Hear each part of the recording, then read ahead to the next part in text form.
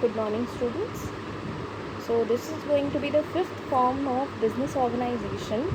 As you can see here, it's joint stock company. So first thing, joint stock company, it is an artificial person, okay, which is invisible, intangible, and existing only in the eyes of law. Artificial person, invisible, intangible, which cannot be seen, touched, or felt, and then existing only in the eyes of law. So in generally a company, it is a, you all know, it is an association of individuals, those who come together with a common objective. So in this company, the total capital is divided into shares, whatever they are investing, so that is divided and that is only called as shares. And generally the liabilities of the members of this company, it is limited. So such organizations, they have a large number of members, so they cannot be called as partners. And one important feature of this company is that every member can transfer their share without the consent of members. If they don't want to continue in the company, then they can transfer it to some another person, and that person can take those shares, and that another one who has invested can leave the company. So a company, it is formed as a legal person. How is it formed? As a legal person.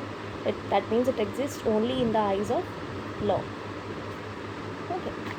So company, first thing, as I told, it is an artificial person created by the law, and the drawback of one form of business organization gave birth to other form of business organization. Okay.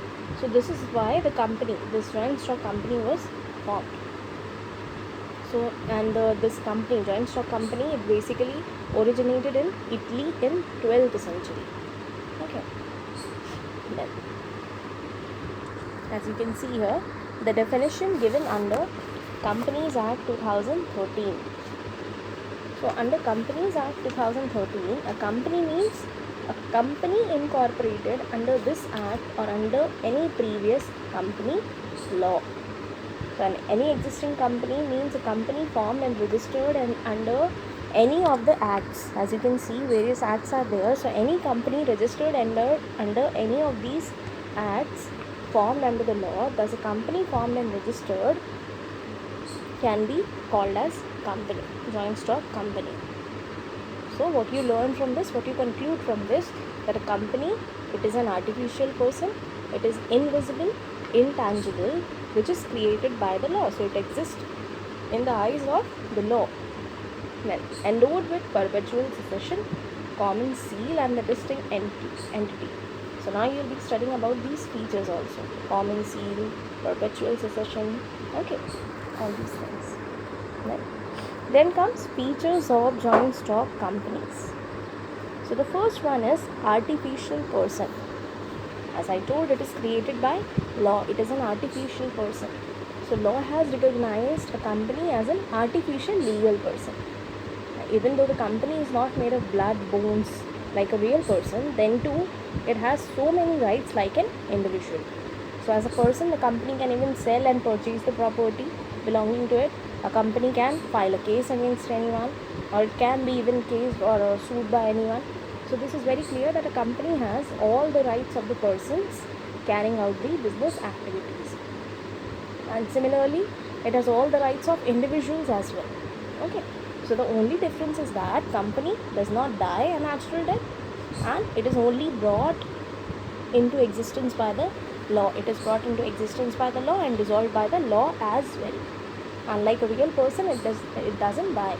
Okay, as it starts by the law, it comes into existence by the law, and the same way it is dissolved by the law itself. Then comes separate legal entity. It is separate legal identity. Since it is an artificial person created by the law, it is totally separate from the identity of the individual. So company's identity and the individuals, those who are working there, the members, those who are working there, their entity is totally different. And this is the second important feature, as it has a separate legal entity. So any shareholder of the company, anyone who is investing, any shareholder of the company can enter into a contract with a company. Whosoever wants to come and join the company can come into a company. Then a company can have a property, it can carry its own activities, can get the account opened, carry on all the activities which a person can do. So it is very clear that a company is different from the other members. Then comes formation. How is it formed? It is written, it is a time consuming process. As I said, it's created by law, so it's very obvious it requires more legal formalities. That's why it takes so much time, and it also cost also more as compared to others. Okay, then it involves the preparation of several documents and registration. As you remember, in case of partnership also, registration process was there. Okay, if the company doesn't want to, it's okay. If the partnership company doesn't want to get registered, that's okay for them. But here it's very necessary for them to get the company registered, otherwise that won't be called as joint stock company. Okay, and it should be registered under either Companies Act 2013 or any other previous company laws. These laws which I have shown you here. Okay, Act relating to companies in force before the Indian Companies Act 1866, Indian Companies Act 1866, 1882, 1913, 1956 and 1942. So just keep this thing in mind, or you can take the screenshot of this. Okay, for your exams you can take the screenshot of this. So that was formation. If any company is registered under any of these acts or companies, Indian Companies Act 2013, then that will be called as joint stock company. So its formation, it is a lengthy process as well as expensive. Then comes perpetual succession. So a company has a stable character. A company has a stable character. Its life, it's not at all dependent on who? On the members. It's not like that if any member will, if anything will happen to any of the members, then the company will also get affected. No.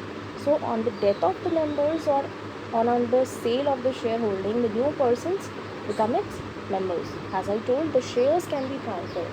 It can be transferred. If somebody wants to leave, then those shares can be given to some another person. Okay. So any change or any instability among the members will not bring the life of a company to an end. That is only perpetual succession. Okay. If anything will happen to the members, that is not going to affect the company. Then comes control.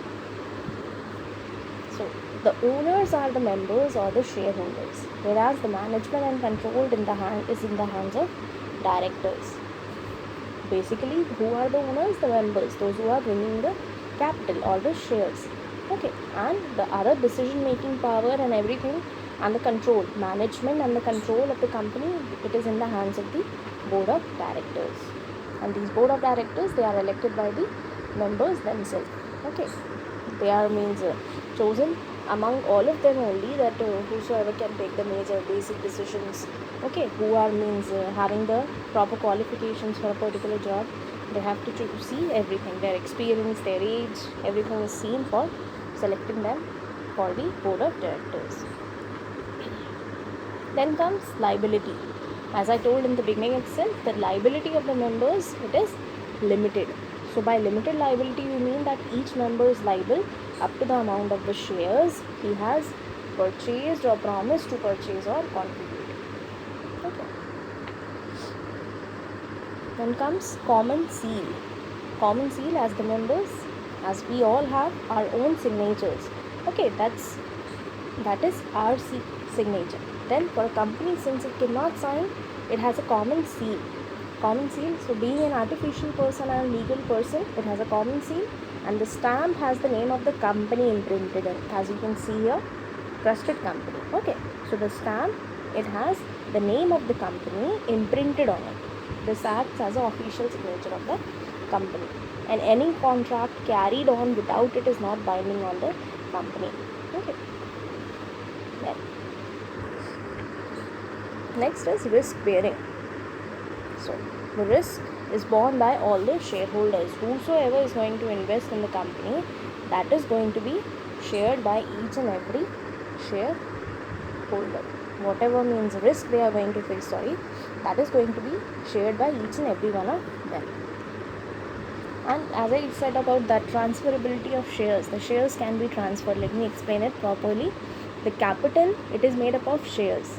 okay, of a definite value. The capital of this company, it is basically made up of shares with a definite value, okay, which is contributed by the shareholders. So according to section 44, keep this thing in mind. Section 44 of the Companies Act 2013, each shareholder can freely transfer his or her shares, okay, but in some specific situation you can say the company may impose restrictions on this, okay, but according to the law, according to the Indian Companies Act 2013 section 44, the shares can be easily transferred from one to another. Either he can transfer the shares to another person, okay, or the same transfers. For example, he is not interested in the company, then what can he take? He can just take out those shares from the company even in between, and then he can invest the same shares in some another company. Disinvestment can also be done. Then merits of joint stock company. The first one, they have limited liability. That means they don't have to give it from their personal assets. They don't have to pay from their personal assets. Only business assets will be taken for this.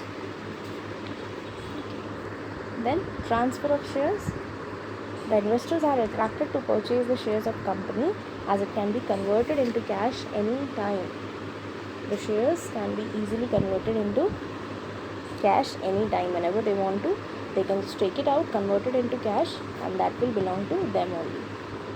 Or they can invest in some another company.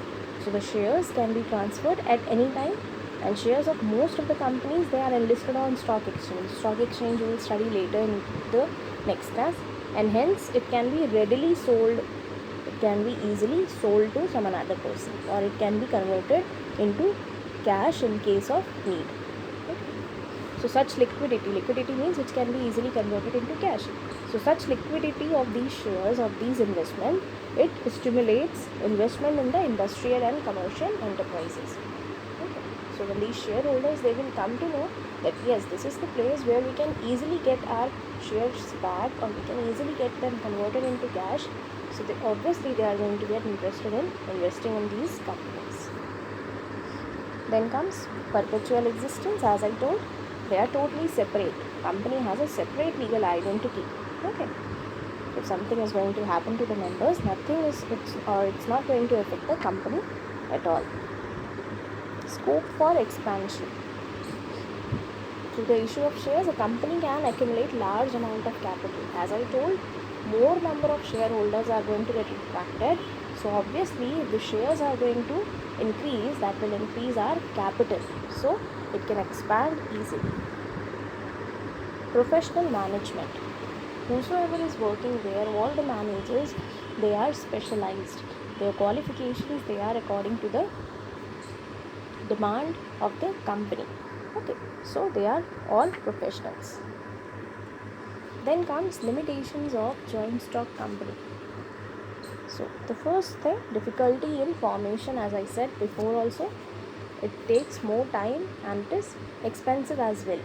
Okay, so too many legal formalities have to be observed, and several legal documents like memorandum of association, articles of associations, everything have to be prepared and filed. Then lack of secrecy. The affairs of the company the affairs of the company, it becomes public since several statements and returns have to be filed with registrar of company. Okay, few transactions, few returns, it has to be filed, it has to be shown to the registrar of the company. So it's not possible for a company to retain the business secret. Okay, since it's managed and controlled by many people, the registrar of company, it is managed by many people, and these statements are presented in front of them, so it's not easy to maintain the secrecy of the company. Impersonal work environment. The large size of company, since the company is of large size, more shareholders are there, so it's very obvious that there can be a time when that leads to conflicts in between the decisions or the conflicts of interest of the shareholders. Numerous regulations. Okay, so it contains various rules and regulations for conducting this type of organization. Compulsory audit. Now, what is audit? When the books of accounts are prepared at the end of the financial year, these books of accounts need to get checked by the auditors. The auditors used to check the books of accounts. So that is audit. Filing of reports, statutory meeting, obtaining certificates from registrar, all these things. So they are the various regulations which need to be followed by the company. Then delay in decision making. Why is it so? Due to get concern from the directors and the shareholders. Yes, so obviously the basic decisions will be taken by the directors, but yet means even after that they are going to concern with the shareholders. So that takes so much of time for taking the decision. Oligarchic management. It means rule by few. As I said, all are shareholders, but then too what happens? The decision making power